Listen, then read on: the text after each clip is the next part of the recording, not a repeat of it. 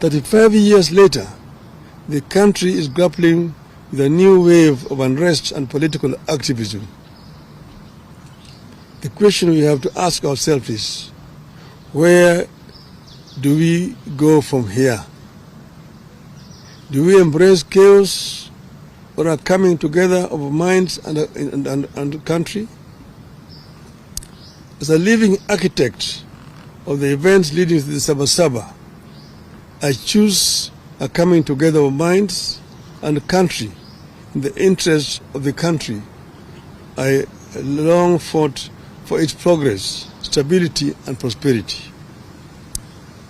The most important struggle taking shape in our country today is the struggle for good governance, economic opportunity and equality. The biggest challenge facing Kenya today and into the foreseeable future is how to expand economic opportunity and lift particularly young Kenyans out of poverty, exclusion and unemployment. Kenyans are yearning for programs and leaders that prioritize economic inclusivity, social justice and political freedom. There is no doubt that the country is yearning for legislation that makes our institutions more responsive, programs that ensure adequate funding for services that touch wananchi, changes that make our judiciary free, efficient and progressive, measures that make the executive more accountable and efficient. We must end impunity and corruption within our three arms of government. Our leaders must become modest, ethical, humble and accountable. What is to be done? What is to be done? I propose an inclusive, intergenerational, national conclave to hear our people across all divides and come up with irreducible reforms and changes necessary to take the country forward.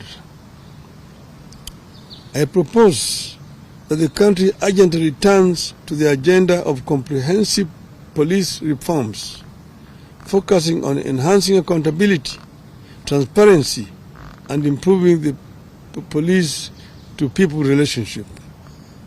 Your rogue police force that shoots people with impunity. And this is a force that we inherited from the colonialists. It has not been reformed to become a people's defender, a people's servant.